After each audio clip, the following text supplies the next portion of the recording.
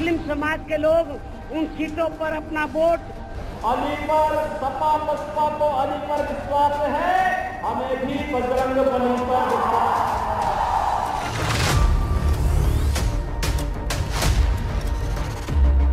है। इंशाअल्लाह दोबारा योगी को उत्तर प्रदेश का मुख्यमंत्री नहीं बनने देंगे। नमस्कार, उत्तर प्रदेश चुनावी विशेष में आपका स्वागत है। उत्तर प्रदेश में इस वक्त जातीय राजनीति चरम पर है और ऐसे में आप कहीं ना कहीं शिवसेना और ओवैसी चुनावी मैदान में उतरने से काफी हलचल तेज हो चुकी है। उत्तर प्रदेश के लिए 403 सीटों का चुनावी बुगुल क्या कहता है और उत्तर प्रदेश का एक और बड़ा क्षेत्र पश्चिमी यूपी के लिए, जिसके साथ जाट उसके ठाठ, क्योंकि किसानों का यहां पर बड़ा वोट बैंक है और किसानों को लेकर बीजेपी ने बड़ा दांव भी चला है। अब ऐसे में क्या कुछ हो सकता है उत्तर प्रदेश के लिए, इसको लेकर महत्वपूर्ण विश्लेषण जानकर मान रहे हैं कि इस बार उत्तर प्रदेश में कुछ नया हो सकता है।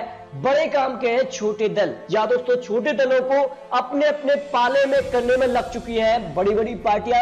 ऐसे में छोटे दल क्या किंग मेकर की भूमिका में हो सकते हैं, इसके समीकरण भी आपको दिखाने वाले हैं। लेकिन आपको बता दें कि इस वक्त जो है ओवैसी हो या फिर शिवसेना या फिर यहां पर योगी आदित्यनाथ, अखिलेश यादव, सभी अपने अपने वोट बैंक को तलाशने में लग चुके हैं।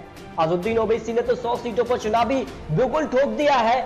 मुस्लिम वोट बैंक में बंटवारा सीधे तौर पर अखिलेश यादव को नुकसान दे सकता है, ये हम नहीं बल्कि आपने कहते हैं, लेकिन इसका फायदा बीजेपी को होगा, ये जानकर मान रहा है। लेकिन बीजेपी को नुकसान देने के लिए शिवसेना ने 403 सीटों पर चुनाव लड़ने का ऐलान कर दिया है। यह भी कुछ बड़ा हो सकता है उत्तर प्रदेश चुनाव में, क्योंकि अगर यहां पर अजहरुद्दीन ओवैसी चुनावी मैदान में है तो इसका नुकसान अखिलेश यादव को होगा, फायदा बीजेपी को।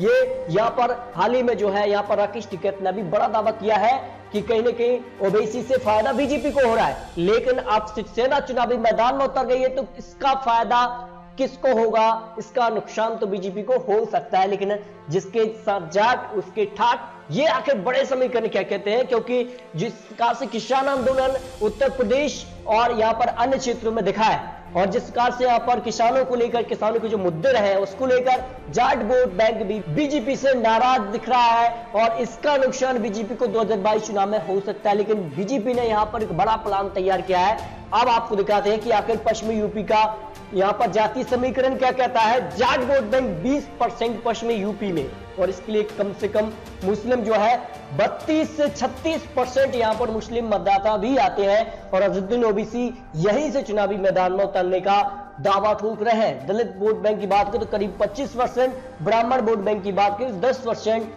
पश्चिमी यूपी का ये जातीय समीकरण है, ये काफी बड़ा यहां पर खेला हो सकता है। यूपी का जो वोट बैंक है उसके लेकर बात करें तो हाथरस, हापुड़, बुलंदशहर, आगरा, फिरोजाबाद, यहां पर कासगंज, एटा में करीब यहां पर 20% जाट वोट बैंक है, मुस्लिम 36%, दलित 25%, ब्राह्मण 10% है। इसके अलावा अगर बात करें 2022 की सबसे बड़ी जंग सियासत का कौन सा रंग खिलेगा, इसमें जाट वोट बैंक काफी महत्वपूर्ण हो जाता है। इसके लिए अगर बात करें तो मुजफ्फरनगर, शामली, बागपत, मेरठ, गाजियाबाद, गौतम बुद्ध नगर, अलीगढ़, मथुरा में भी यहाँ पर जो है जाट वोट बैंक का अच्छा खासा असर देखने को मिलता है। और इसके अलावा अगर बात करें तो कांग्रेस के लिए क्या प्रियंका गांधी कुछ बड़ा कर पाएंगी, जो मुस्लिम यहाँ पर 36% वोट बैंक है, क्या वो अपने पाले में करेंगे। अखिलेश यादव को यहाँ पर मुस्लिम वोट का फायदा मिलेगा या फिर अजहरुद्दीन ओवैसी चुनावी मैदान में उतरेंगे, किसको फायदा होगा, इसके भी आपको आंकड़े दिखाते हैं। लेकिन इस कार से यहाँ पर किसान एक बड़ा यहाँ पर इफेक्ट डाल सकते हैं यूपी चुनाव के लेकर, इसको लेकर भी बड़ा यहाँ पर राकेश टिकैत ने यहाँ पर प्रश्न चिन्ह बना दिया है कि अगर किसानों की मांगों को नहीं माना जाता है तो कहीं ना कहीं उत्तर प्रदेश चुनाव में बीजेपी को बड़ा झटका हो सकता है। अब अगर बात करें तो किस प्रकार से यहाँ पर जाट वोट बैंक का समर्थन किस पार्टी को मिलता रहा है। देखिए, पार्टी बीजेपी के बाद 2017 में 103 सीटों पर जीत हासिल की थी, तो वही बीजेपी को यहाँ पर 2012 में सिर्फ 20 सीट ही मिली। यानी बीजेपी की जीत के पीछे का बड़ा कारण था कि यहाँ का जाट वोट बैंक बीजेपी को समर्थन मिला। इसके अलावा अगर बात करें तो समाजवादी पार्टी जहां 2017 में केवल 27 सीटों पर ही जीत हासिल की, लेकिन 2012 में जहां पर समाजवादी पार्टी ने अपनी सरकार बनाई, उसके पीछे का बड़ा कारण था कि 58 सीटें इस क्षेत्र से यहां पर समाजवादी पार्टी को समर्थन रहा था। इसके अलावा बीएसपी की बात की तो बीएसपी ने 2017 में केवल 3 सीटें यहां से निकाली, लेकिन 2012 में 39 सीटों पर बीएसपी ने जीत दर्ज की थी। यानी 2022 की सबसे बड़ी जंग काफी महत्वपूर्ण है। कांग्रेस ने यहां पर 2017 में 2 सीटें, लेकिन 2012 में 8 सीटों पर जीत हासिल की थी। देखिए, अगर बात करें तो 2017 चुनाव के परिणाम नतीजों में बीजेपी ने यहां पर 103 सीटें हासिल की थी। यानी पश्चिमी यूपी जो सबसे बड़ा क्षेत्र है और यहां पर काफी महत्वपूर्ण माना जा रहा है। अपने अपने जो वोट बैंक को तलाशने में सभी पार्टियां लग चुकी है और जाति की राजनीति इस वक्त सबसे ज्यादा उत्तर प्रदेश चुनाव में देखने को मिल रही है। और कहीं ना कहीं जो है यहां पर शिवसेना चुनावी मैदान में उतरने से अब कहीं ना कहीं बीजेपी पर भी दबाव बन रहा है। अब ऐसे में अगर 2017 के चुनावी परिणाम बीजेपी 2022 में दिखाती नहीं है तो फिर बीजेपी को भी बड़ा नुकसान हो सकता है। समाजवादी पार्टी ने 27 सीटें 2017 में, बीएसपी ने यहाँ पर 3 सीटें, कांग्रेस को 2 सीटें, आरएलडी ने 1 सीट जीत हासिल करके यहाँ पर एक बड़ा यहाँ पर जो है आरएलडी को 1 सीट यहां पर मिली थी। जबकि 2012 चुनाव में यहां पर समाजवादी पार्टी को यहां पर 58 सीटें, बीएसपी को 39, बीजेपी को 20 सीटें, आरएलडी को 9, कांग्रेस को 8, अन्य को 2 सीटें मिली थी। इसके अलावा यहां पर जाट वोट बैंक काफी महत्वपूर्ण हो जाता है। तो कहां है जाट वोट के आंकड़े की अगर बात की तो मथुरा में करीब 40% आबादी जाट वोट बैंक की आती है। जबकि लोकसभा सीट के लिए अगर बात करें तो बागपत में करीब 30% आबादी जाट वोट बैंक की है। लोकसभा सीट सहारनपुर के आंकड़ों की बात की तो आबादी में अगर 20% यहां पर जाट वोट बैंक है। तो उत्तर प्रदेश में कहा यह जा सकता है कि जाट वोट बैंक काफी महत्वपूर्ण है उत्तर प्रदेश के लिए। और यहां पर बात करें तो पश्चिमी यूपी में जिस कार से मुस्लिम मतदाता भी अच्छी खासी वोट बैंक माने जाते हैं, तो यहां पर सारा खेल निर्भर करता है कि आखिर पश्चिमी यूपी के लोग आखिर किसे चुन सकते हैं। देखिए, आंकड़े कहते हैं कि कुल 403 सीटों में से बहुमत का आंकड़ा 202 सीटें हैं। और इस वक्त जो चुनावी परिणाम और चुनावी आंकड़े बन सकते हैं, समाजवादी पार्टी 135 से 147 सीटें, यानी छोटे दल इनके साथ आ सकते हैं। हो सकता है कि उनके साथ कुछ बड़ी पार्टी भी आ जाए।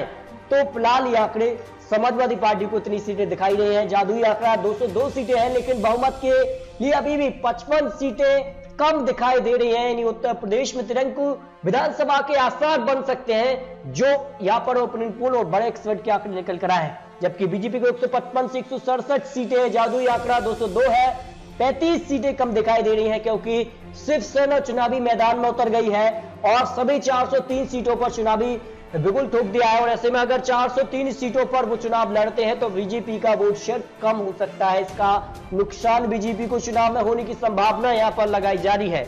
लेकिन छोटे दल काफी बड़े काम के हो सकते हैं क्योंकि छोटे दलों के साथ मिलकर इस बार की सरकार का जो स्वरूप है वो तय हो सकता है। ये 2022 के लिए किंग मेकर का काम कर सकते हैं। आखिर कितने दल किस पार्टी के साथ जाते हैं, अखिलेश यादव के साथ कौन कौन आ सकता है, ये काफी बड़ा सवाल है और ये सवाल तय करेगा आखिर उत्तर प्रदेश में क्या हो सकता है। लेकिन बीजेपी ने दावा ठोका है कि इस बार वो 300 प्लस अपने दम पर करने वाले हैं। तो समाजवादी पार्टी ने दावा किया है कि अपने दम पर वो 400 सीटों पर जीत हासिल कर सकते हैं। 3 सीटें उन्होंने विपक्ष के लिए छोड़ दी हैं। लेकिन किसके दावे में कितना दम है ये तो आने वाला वक्त ही बताएगा। आपको क्या लगता है दोस्तों, आखिर उत्तर प्रदेश की 403 सीटों में से क्या बीजेपी अपनी सरकार बरकरार रहेगी? इसको लेकर योगी आदित्यनाथ हो या फिर प्रधानमंत्री मोदी हो, जेपी नड्डा हो, सभी चुनावी मैदान में उतर चुके हैं। तो समाजवादी पार्टी ने भी चुनावी बिगुल ठोक दिया है। तो मायावती जी ने ब्राह्मण वोट और दलित वोट बैंक के सहारे उत्तर प्रदेश में अपनी सरकार में वापसी करने के दरवाजे खोलने का प्रयास कर रही है। क्या कांग्रेस जो लगातार प्रियंका गांधी यहाँ का दौरा कर रही है, क्या वो सफल हो पाएंगे या नहीं, ये तो आने वाला समय ही बताएगा। आपको क्या लगता है, अपनी राय कमेंट बॉक्स रखिए। मिलते हैं और सटीक महत्वपूर्ण जानकारी के साथ, तब तक के लिए जय हिंद, जय भारत।